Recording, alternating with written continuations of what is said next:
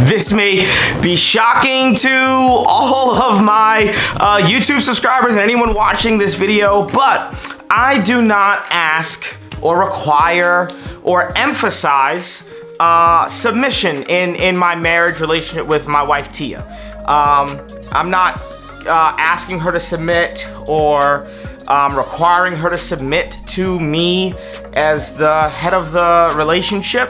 That's not the language we use, because I don't think that language actually achieves the goal that I think a lot of husbands think that it's going to achieve.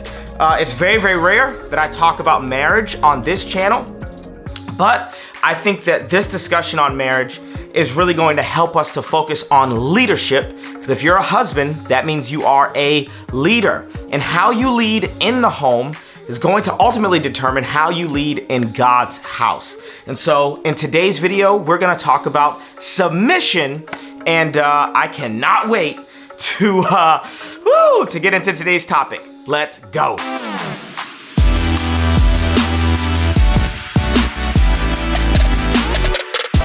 All right, the first thing that I want to say is that when it comes to submission, when me and Tia were dating, even when we were engaged, I didn't have like a submission conversation with her. And this may sound like semantics or like I'm just, talking about wordplay, but it's really, really important because the word submission is a compound word, right? Sub means under, like a submarine is under the water. It's under, like marine is water, underwater, right? Submarine. Submission means that you are under the mission, right? That you come under a mission. So when we were dating, when we were engaged, I didn't emphasize submission. I didn't ask her what she thought about Ephesians chapter 5. I didn't ask her if she believed in submitting to my authority. What I did do is I made my mission very, very attractive.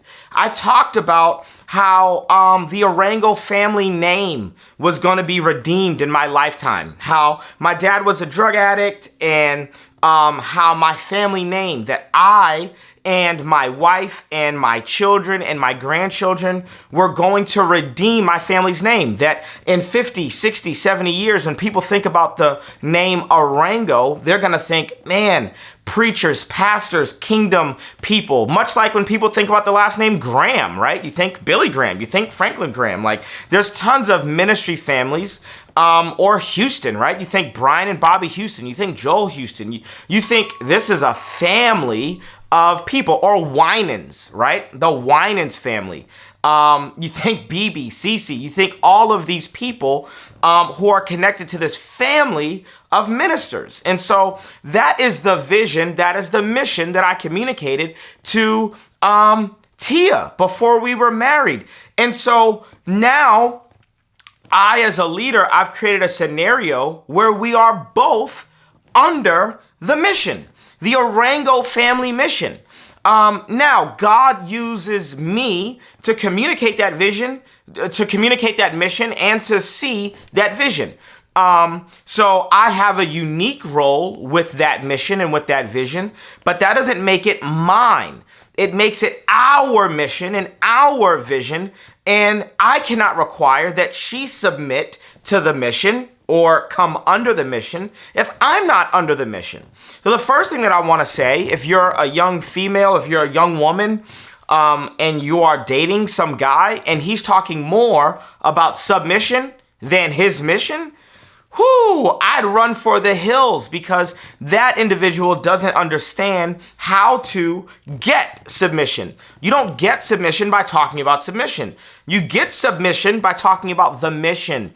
And the more attractive you make any mission, a church's mission, a family's mission, a marriage's mission, the more attractive you make the mission, the more anyone would want to come under that mission. Here's the other thing that I find interesting. Instead of asking my wife or my wife-to-be whether she agreed with submission, what she thought about submission, her theological thoughts on submission, I actually just modeled submission. So I would submit it to my pastor. I modeled what it looked like to be submitted to another person's authority. I modeled what it looked like to obey even when I didn't agree. I modeled humility. And I think there's a lot of men out there who are quite arrogant, very arrogant, very, very prideful. I mean, they won't submit to any pastor's authority. They refuse to be accountable. They don't want anybody in their business. They don't want other men to be able to tell them they're wrong. They're very prideful, very arrogant. However, they want to require that the people serving under them in ministry or living with them, like their kids and their wife, submit to them. And I think that's a double standard, and I think that's ridiculous. The way that I got my wife to see the benefits and the fruitfulness of submission is not by talking about submission.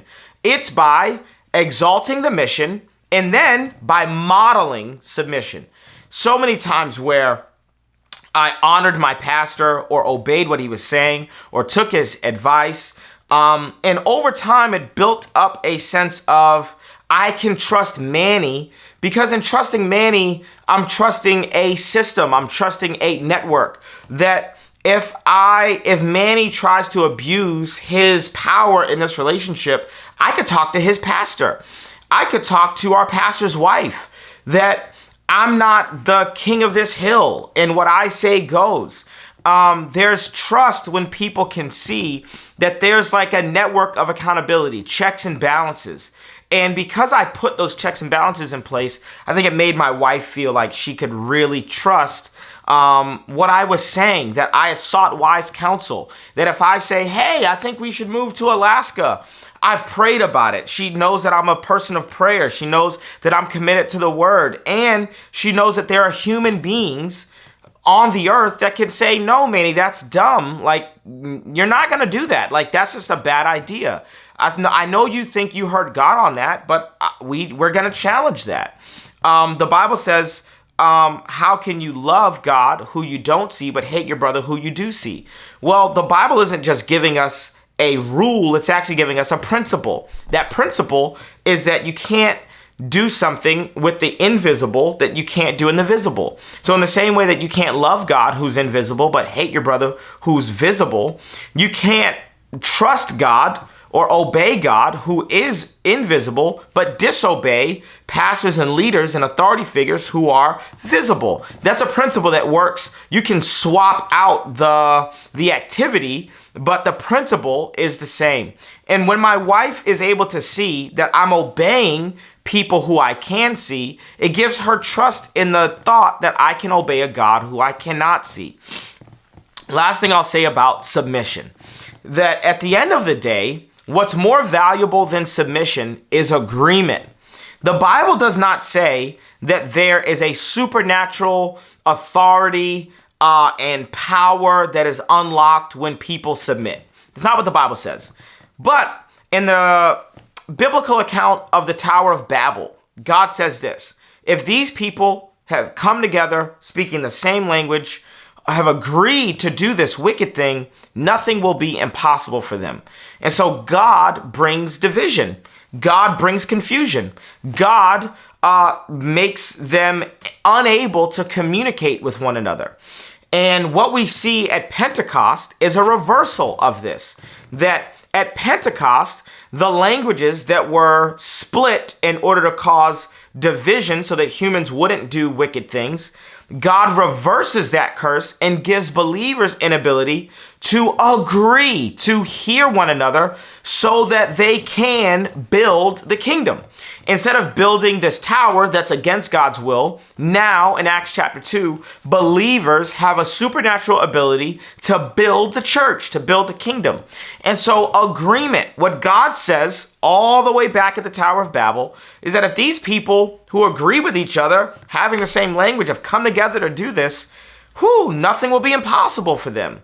Nothing will be impossible as long as people agree.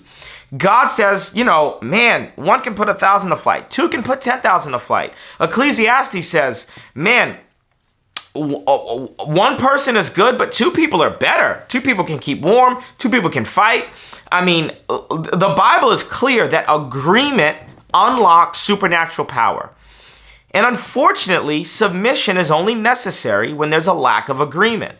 Submission is only necessary when there's a lack of agreement, which means if I get Tia to submit to me, I've actually lost. Getting Tia to submit is not the goal. The goal is to get Tia to agree and to get me to agree with her so that we can walk in the supernatural power that God promises for those who agree with one another. This may seem controversial, but this is true. Right now on the earth, Mormons have power simply because they agree. Their power doesn't come from their theology because their theology is wrong, but their power comes from agreement. They're in agreement with one another. And God says if people coming together, speaking the same language, would agree to do anything, even if it's wicked, it won't be impossible for them. And so God would have to bring supernatural division or disagreement in the Mormon church for them to not have power. Muslims have power. They have power simply because they agree with one another. This is a universal law. It's a universal principle. Just like compound interest. You don't have to be a Christian for compound interest to work for you. And you don't have to be a Christian for the law of agreement to work for you. You also don't have to be a Christian for gravity to work for you. Or the law of aerodynamics. Christians aren't the only people who can operate planes. Christians think sometimes, I think Christians can fall into this mindset. It's almost like we have a corner on the market of biblical truth. Well, that's not true. There's biblical truth, but then there's just universal truth. Things that are just always going to be true. Agreement is one of them. Agreement. If anybody agrees, then they're going to have power, even if what they're agreeing to do is wrong. Your theology can be wrong. Your religion can be wrong. Everything about what you're doing could be wrong. But if you operate in agreement, you will have power. Man, I wish the Church of Jesus Christ understood that a little bit more. Because it almost feels like every election year, every time there's things going on in the world that we disagree about, we choose division. We keep choosing to divide, not realizing that we would have way more power if we could figure out how to unite, how to agree, how to walk in agreement with one another. Now, that's a whole topic for a whole nother video. But in my home, I love this phrase. Jesus says when the Pharisees accuse him of casting out demons by the power of demons, he says, is Satan divided? Is Satan's kingdom divided? I think not. If Satan can figure out how to walk in agreement, man, I just think to myself, yeah, the Orangos are going to walk in agreement. And so when I begin to emphasize submission, what it does is over time, if I never emphasize agreement and I only emphasize submission, Tia may submit, and she's an amazing wife, so she would submit. Tia would submit. She has submitted. She would submit, but that's going to build up resentment, right? She's going to continuously feel like, man, my voice wasn't heard. Manny didn't give me space to agree with him. I'd much rather have a wife who agrees with me than a wife that submits to me. I'd much rather have a wife that agrees with me than a wife that submits to me, because submission is only necessary when there's a lack of agreement. And we should fight for agreement. If you're a senior pastor, you should fight for your worship leader to be in agreement with you. If you're a youth pastor, you should fight for the parents of the students to be in agreement with you. If you are a husband, you should fight for your wife to be in agreement with you. Sometimes you're going to need to agree with her because she's right.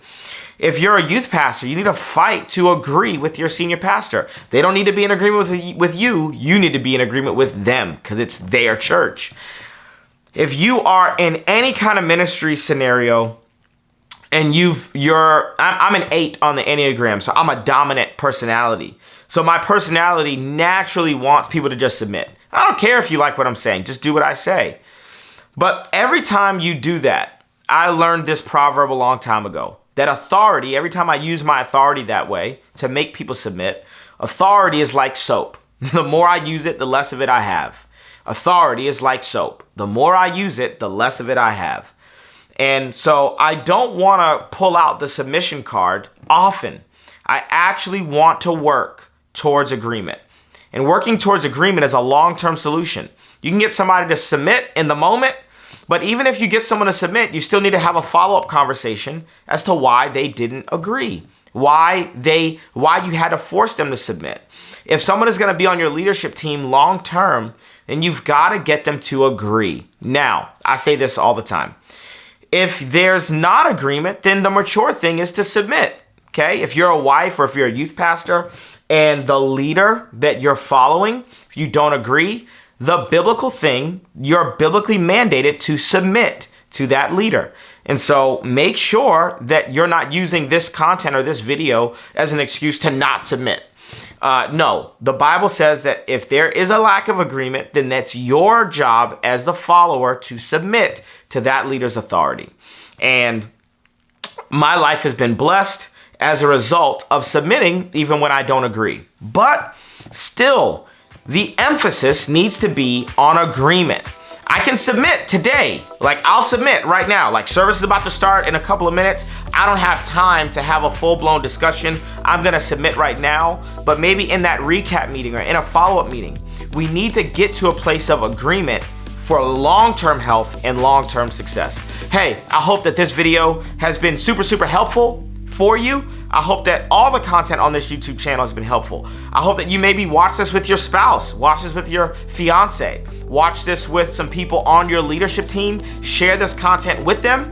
Go ahead, shoot them the link. How about you engage in the comment section? I would love to hear your thoughts on my opinions when it comes to submission versus authority. Like always, I would love for you to subscribe, hit that notification bell so that you can know when we drop new content. Till next time, family, peace.